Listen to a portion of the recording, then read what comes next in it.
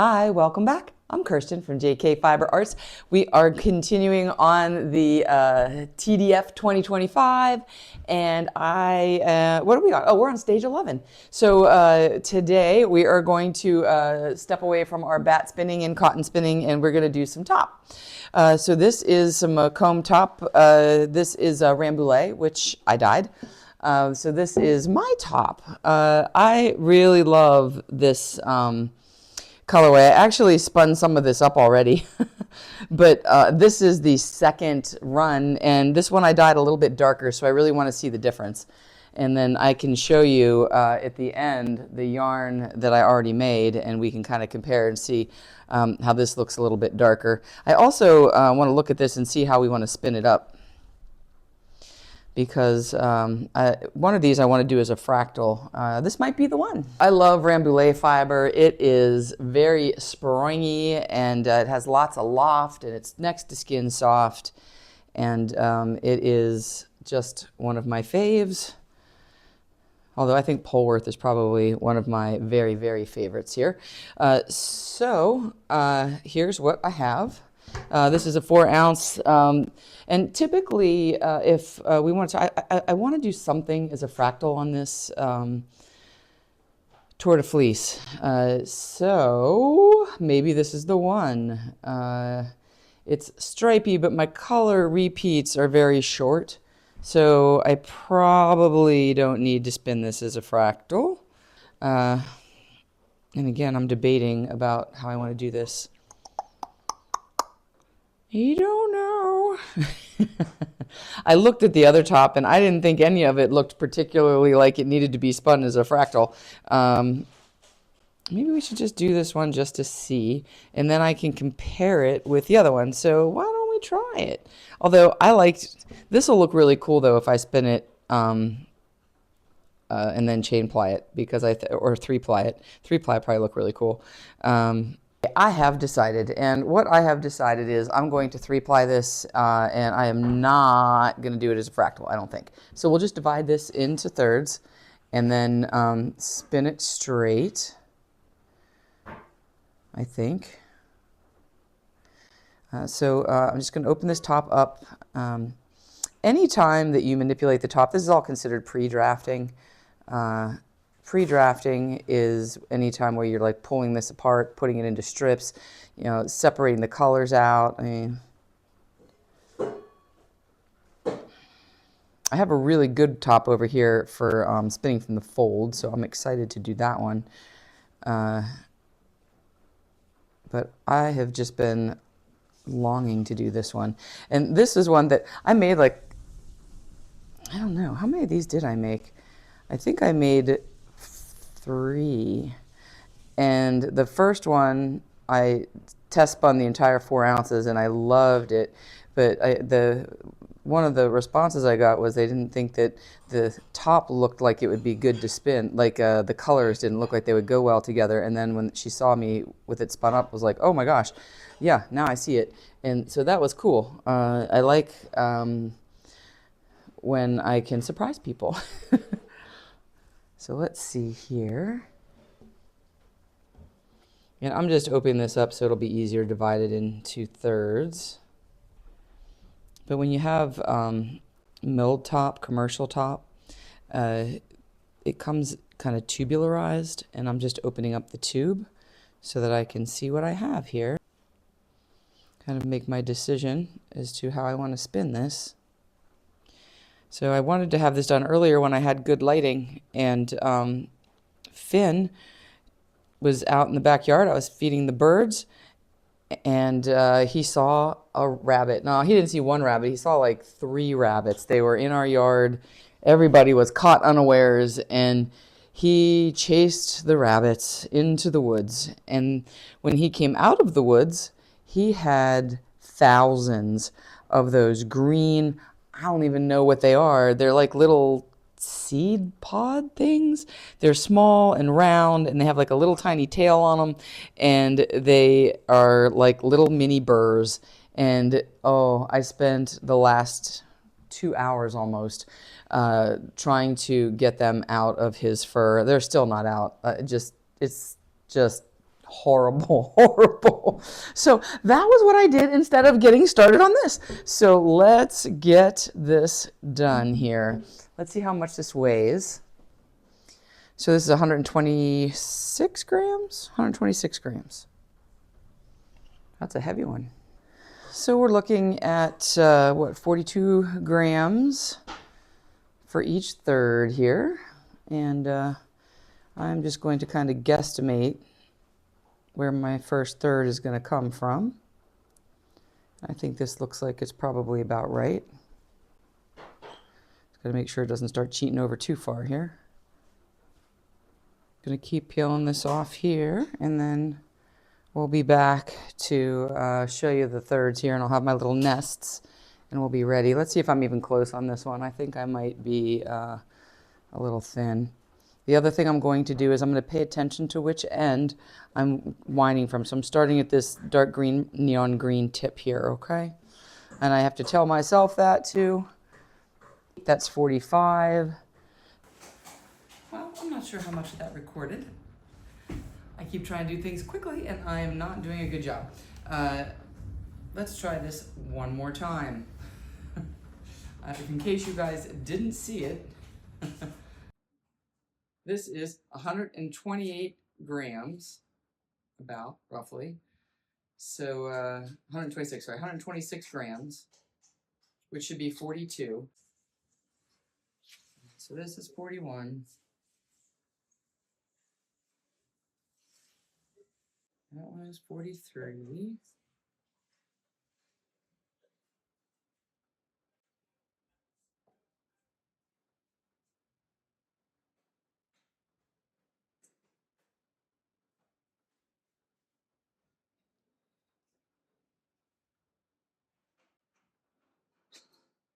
And that one's 41. So we got 41, 41, and 43.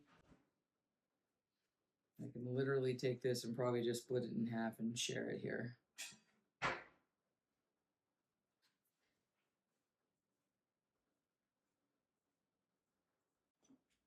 Go right at the beginning, so I like where I pulled it from. So now we have 42.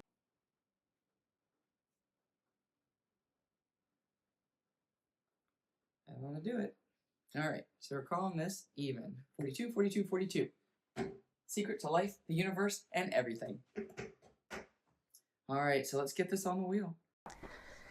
Here we are, joining me a little bit in progress. I waited this time for my husband to come home so that there won't be any technical difficulties.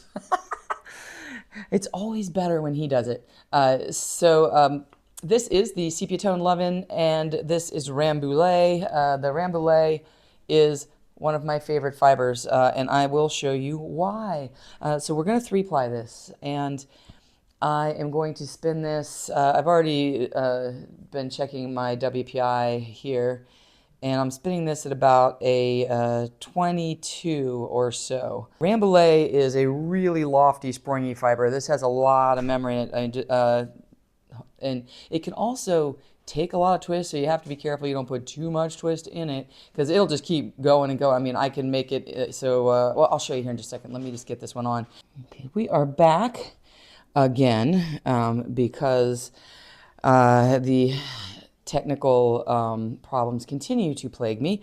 My husband hit play and left, and the battery on my mic died, and I didn't see it because I'm not looking at the camera, and so it stopped recording. So here we are, a little further along, but we were talking about Rambouillet and how it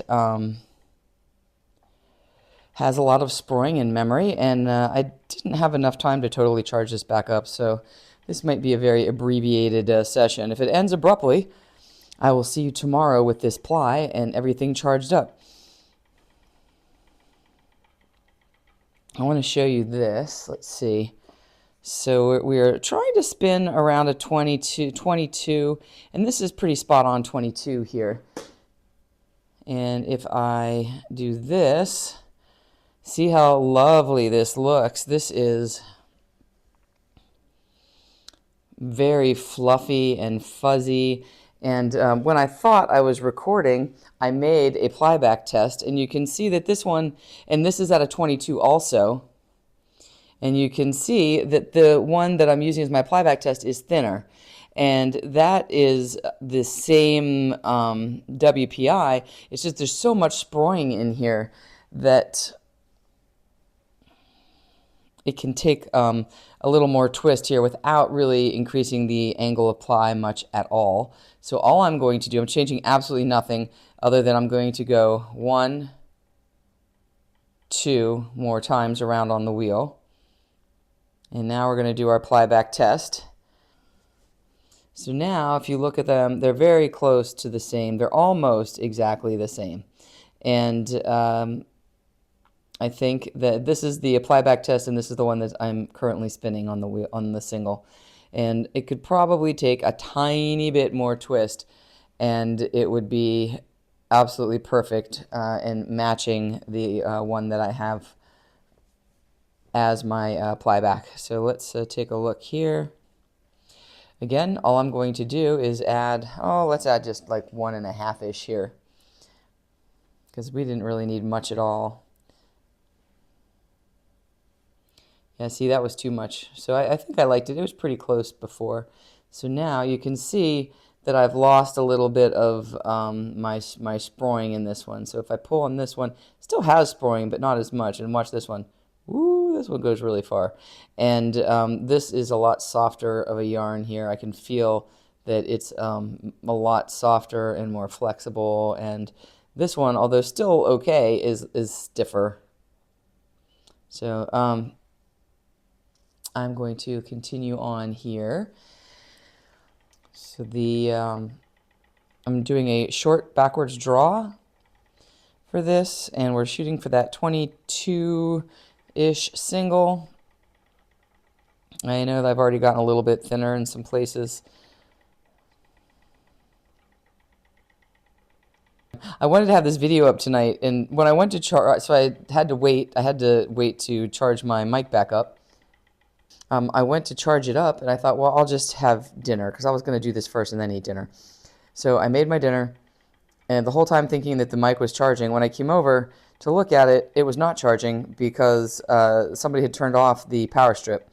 And I was like, eee! So I turned it back on, and then started doing some other things, checked on it, see how long it takes to charge, and let's see, it's been like 2 hours that I've been waiting for this thing to charge.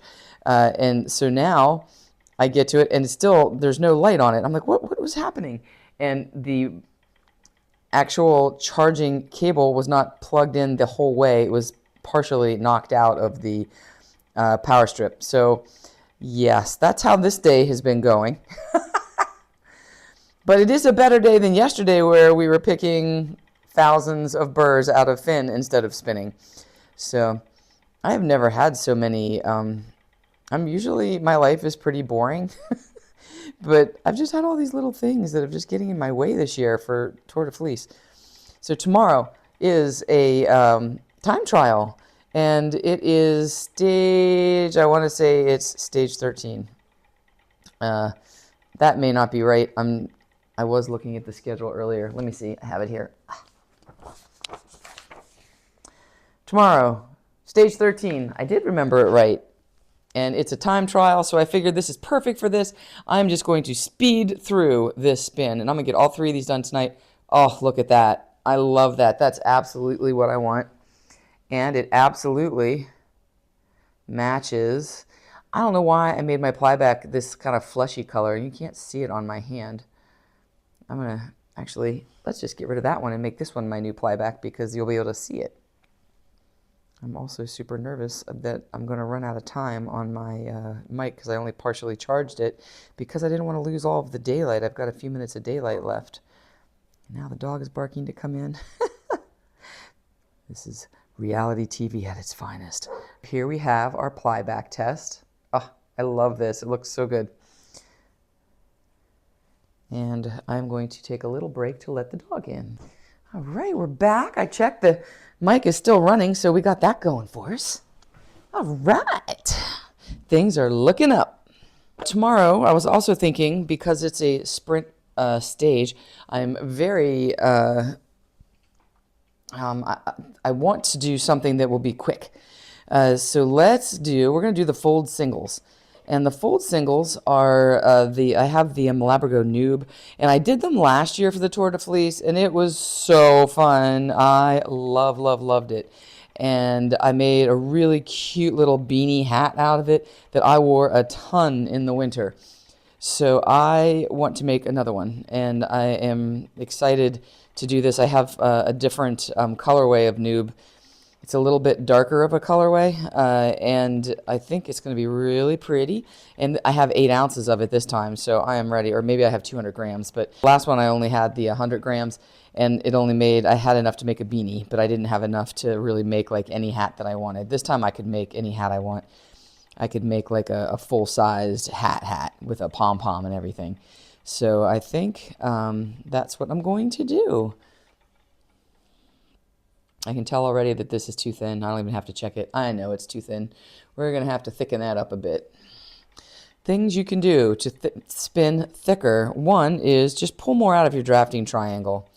2 is stay closer to the orifice and change your spinning from woolen to worsted. So that's the inchworm technique. There we go. That's better. Now we're twinning is winning right here.